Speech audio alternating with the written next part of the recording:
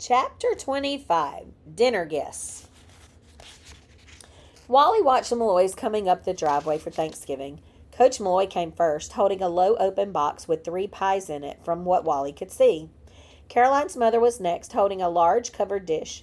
Then Eddie, who seemed to have been talked into wearing a skirt under her baseball jacket, and was carrying still another dish. Beth, who was holding a paper bag in one hand and a book stuck out in front of her with the other, and finally Caroline, with some kind of an acorn pine cone ribbon creation in her hands, the ugliest thing Wally had ever seen. The Whomper, the Weirdo, and the Crazy. That's what he and his brothers had nicknamed the girls. Whomper, because Eddie could whomp a baseball farther than any other girl he had ever seen.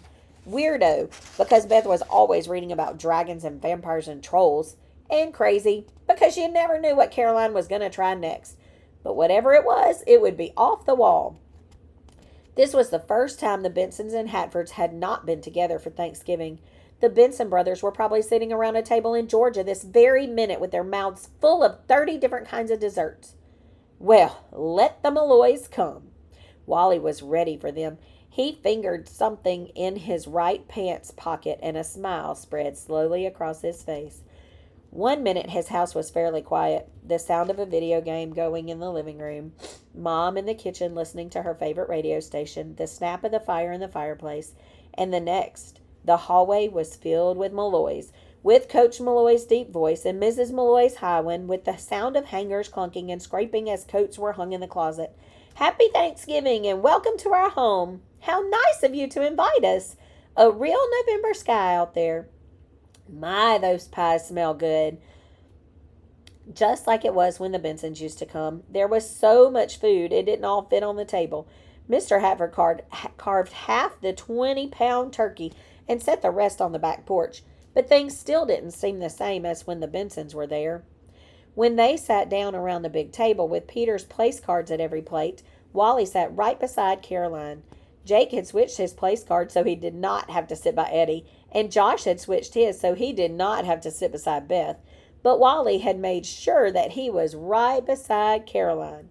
He hoped that the Malloys did not insist on holding hands around the table during grace or singing "Come ye thankful people, come" or something, and was glad when his father bowed his head and said that he hoped the food before them would nourish our good, which was another way of saying that they should put their energies towards something useful. Finally, the meal began. The 3 Malloy girls didn't look any more comfortable than they did, Wally decided, but the worst was yet to come, and again he patted his pocket. The plates were all stacked in front of Dad at the end of the table because the turkey platter was so heavy. It was the tradition in the Hatford family for Dad to put a little dark and a little white meat on each plate and pass it down one side of the table until it reached the person at the end. Then the next plate. When all the people on one side of the table had been served, Dad would pass plates down the other one at a time. Wally watched as the first plate went down the table and ended up in front of Mom. Then the next and the next. People began talking as the plates were passed, but Wally had his eye on the turkey. When all the people on the other side of the table had been served, Dad started the plates down Wally's side. Past Mrs. Malloy, then Peter, who handed the plate to Wally. As Wally took the plate, he carefully pulled his other hand from out of his pocket and deposited a worm. A small green worm he had found in the apples stored in the basement along the edge of the plate. Then he gave it to Caroline, who set it down in front of her. Nobody else seemed to notice. Out of the corner of his eye, Wally saw Caroline glance at the turkey slices, and then her eyes grew huge. Wally could not stop the smile that was taking over his face and tucked his chin down in his shirt collar. When he looked sideways again, Caroline was staring right at him, and Wally knew that she knew. Strangely enough, she looked as though she also was trying not to laugh. Wally couldn't figure it out. He thought she would shriek and pretend she was poisoned or something, but instead, she just sat there calmly like the Queen of Sheba while the worm slowly inched along the rim of her plate. And soon Wally found out why. Because as soon as everyone had a plate of turkey, the other dishes were passed around. And as a casserole of green beans and corn came to Caroline, Wally stared as she put a little on her plate, and then, with the edge of the serving spoon, she scooped up the worm and put it inside the dish, passing it on. Mother took the dish from Caroline and put a spoonful of beans and corn on her plate and passed it to Jake, sitting across the table from Caroline. Jake took a spoonful, and there was the worm again, crawling around Jake's plate. He started to pick up his fork, then startled and glanced over to where Wally and Caroline were grinning. Then Jake, too, smiled a little. When the sweet potatoes came around next, in went the worm, and out it came again on Coach Malloy's plate. By now, Josh and Eddie could see that something was going on, and all eyes were on Coach Malloy as the worm crawled under his fork, then over his fork. Caroline's father lifted a bite to his mouth, then lowered it again as he asked a question, the worm dangling like a skydiver. Down went the fork as Coach Malloy and Mrs. Hafford talked about the best kind of paint to use on cement, and the worm wiggled under a leaf of lettuce. By now, Beth was in on the joke. Finally, Coach Malloy stabbed at his lettuce, brought the fork to his mouth, worm and all, and in it went. The three Malloy girls and Wally, Josh, and Jake stared in horror as Coach Malloy's lips closed over the worm and the big jaws began moving up and down. Beth covered her mouth with her napkin. Jake and Wally looked wide-eyed at each other, but Coach Malloy swallowed and the worm was gone. A grin traveled around the table, leapfrogging over the parents who went right to talking. Wally almost felt like laughing out loud. Maybe it wouldn't be as bad as he thought having the girls here in Buckman. Maybe between the 7 of them, they could all think up enough to do until the Bensons came back. If they came back. And if they didn't? Well, when had the Benson brothers ever passed a worm around plate to plate at Thanksgiving?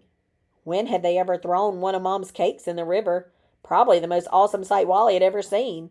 If the Malloys weren't around, what would Wally and his brothers be doing? Being bored half out of their minds, that's what. He blinked as he heard the word Abaguchi again and paid attention. His parents were talking about it now with Mr. and Mrs. Malloy. Fellow over at the college says he thinks it's a bobcat. Sometimes they come close into a town when food is scarce, he says, and that's probably what people have been seeing. Wally's dad helped himself to bread and then the butter. Even a possum or raccoon can seem bigger at night than if you glimpse it by day, he put in. Frankly, said Mother, I think it's an overactive imagination. I agree, Ellen. You get a rumor going about strange creatures and large, loud squalls in the night, and suddenly everybody's seeing and hearing things. That wasn't what Wally wanted to hear at all. He wanted to know that it was a weird animal no one had ever seen before. Some prehistoric creature that only came out in West Virginia. He wanted to think that if things ever slowed down between the Haffords and the Malloys, he'd have Abaguchi stories for entertainment. At that precise moment, there was a crash, then a thud on the back porch. Wally looked over at Jake and Josh. Caroline was staring at her sisters. Mrs. Hafford pushed her chair away from the table. Now, what was that? Instantly, Wally was on his feet, and suddenly everyone was hurrying through the kitchen and crowding through the doorway to the back porch. There was the roasting pan, upside down on the floor, the turkey carcass nowhere in sight. And just as Wally and his brothers and Caroline and her sisters lifted their eyes to the yard beyond, they saw a tawny tail dart swiftly into the trees behind the shed and just as quickly disappeared. Well, for heaven's sakes, gasped Mother. There goes our dinner, said Dad. I hope everyone had enough turkey because I'm not going after that one. Did you get a good look? Asked Mrs. Malloy. It looked bigger than a bobcat to me, said the coach. I'm no expert on these things, but I don't think that was a dog or a bobcat, either one. Maybe the Abaguchi creature isn't so imaginary after all. Something else to worry about, Mrs. Hafford sighed. Worry?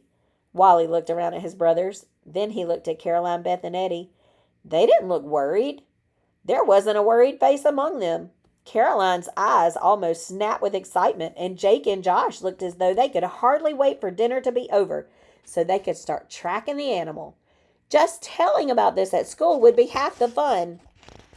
And even as Wally went back to the table and saw that the turkey platter was empty, there was a grin that inched worm-like across his face. The end. I hope you guys enjoyed it.